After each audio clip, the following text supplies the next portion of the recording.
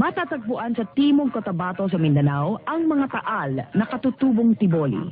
Kilala ang tribong ito sa kanilang magarang mga palamuti sa katawan. Ang bakalaw na gawa sa iba't ibang kulay ng beads ang tawag sa kwintas ng mga babae.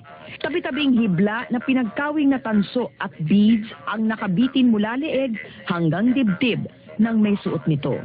Ang bakalaw, gawang tiboli, pamana ng kultura sa bayan. Nagbabalik ang Sining Gising. Ugnayan po ito ng National Commission for Culture and the Arts at ng Department of Education. Kanina natunghayan natin muli ang mga umawit, ang Juan Luna Elementary School Children's Choir. Ang kanilang superintendent si Dr. Maria Luisa Quiñones, Principal Dr. Priscilla Pradas, ang kanilang trainer Miss Mary Ann Villanueva. Ang kanilang inawit po ay ang Kayumangging Malaya. Ito po ay likha po ni National Artist for Music, Maestro Lucio San Pedro. Sino po siya? Kilala po bilang kompositor, konduktor at guro si Lucio San Pedro ang gumising sa kalinangang Pilipino sa pamamagitan ng kanyang musika. Bunga ng kanyang kaalaman sa musika, siya ay nakalikha ng mga band music, concertos for violin and orchestra at songs for solo voice. Siya naging pangunahin konduktor ng kilalang grupo na Peng Kong Grand Mason Concert Band, banda na Angono numero 1 at maging ang San Pedro Band of Angono na dating bandang kinabibilangan ng kanyang ama. Kabilang sa kanyang mga gawa ay ang Sa Mahal Kong Bayan, Angoniang March at ang immortal na awiting Sa Ugoy ng Duyan. Ang kanyang mga likhang musika ay naging tulay para mamulat ang mga Pilipino, lalo na ang mga kabataan sa kagandahan ng musikang sariling atin.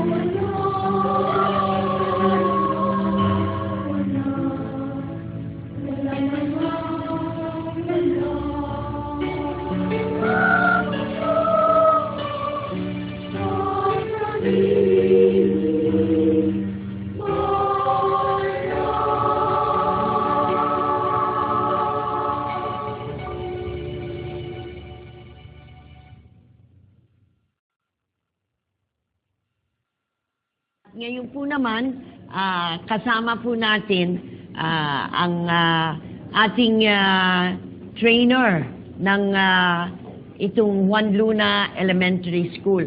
Kung maaalala po ninyo, noon ay finiture po natin siya dahil nung nagkaroon ng Miss DepEd selection sa talent, ay siya na nga po ang nagwagi at napili. Ngayon ay ipinapakita niya kung paano ang kanyang talento ay naaalay para mahubog ang galing ng ating mga kabataan. Ang youngest, ilan? 6 years old po. 6 years old. So, kindergarten pa lang yun, o grade 1? Grade 1 po. Grade 1, o matalinong bata yung grade 1 na yon, ano. At napakaganda po na ganyang kabataan pa lamang ay nayaabot na sa kanila ang yaman ng ating kalinangan. Dahil tignan ninyo ang mga inaawit, Tolentino, our national artist, Lucio San Pedro. So hindi lang Madonna songs ang kanilang pinag-aaralan.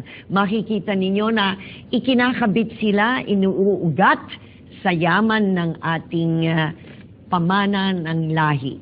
So, pababatiin po natin ang Mrs. DepEd Talent kasi may mister na po siya. So, Mary Ann Villanueva, syempre proud ang kanyang mister. So, bumati ka na Mary Ann sa iyong pamilya at sa lahat ng mga estudyante sa Juan Luna Elementary School. Binabati ko po ng magandang hapon ang lahat ng mga nanonood ngayong hapong ito. Ang mga kaguro ko sa Juan Luna Elementary School, ang principal namin, bagong principal namin si Dr. Priscilla A. Pradas, ang aming school superintendent, Dr. Luisa S. Quinones, ang aming music supervisor, Concepcion F. Pasumbal, at ang aming mahal na kagalang-galang na Mayor Alfredo S. Lim. Magandang hapon po sa inyong lahat. Okay. So, yan po ang pagbati ng ating Miss DepEd Talent at nakita naman po ninyo ang contamination ng kanyang talent, ang pagsalin dito sa mga kabataan sa Juan Luna Elementary School. Mukhang gusto mo ring mag-training na, alam nyo, hindi lang ho dancer itong si Beth. Gusto na rin ho ngayon umawit rin, di ba Beth? Kanina pinipigilan ho namin, gustong sumalit, makiawit dun sa mga kabataan. Napakaganda, ma'am, kasi ng ating mga school teachers na talaga yung advocacy nila, hindi lamang sa loob ng paaralan, kundi pati mga extracurricular activities na yung foundation kasi ng ating mga kabataan ay napaka-importante. At ngayon naman po, pakinggan natin muli ang Juan Luna Elementary School.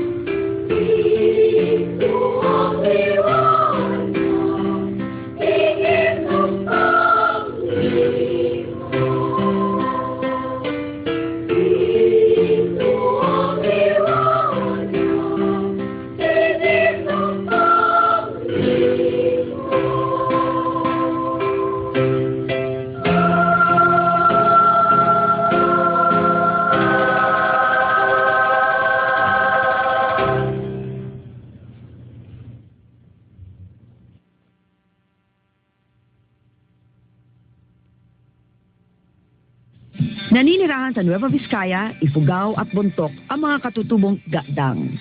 Karaniwan ang paglagay ng beads sa palamuti at kasuotan nila. Bakwat ang tawag sa dekoradong sinturon ng babae na hinabi gamit ang mata-matang motif. Sinasabing ito ang pinakamahirap na estilo ng paghabi na hindi na ginagawa sa kasalukuyan. Ang bakwat, gawang gadang, pamana ng kultura sa bayan. Nasa ikalawang bahagi na po tayo ng Sining Gising, ugnayan ng National Commission for Culture and the Arts at ng Department of Education dito po sa NBN. Natunghayan po natin muli ang mga kumanta, ang Juan Luna Elementary School Children's Choir. Mula po sila sa Sampaloc, Manila. Ang kanilang kinanta sa sariling bayan. Ito, ang composer po ay si V. Tolentino. Ang kanilang trainer, si Miss Mary Ann Villanueva.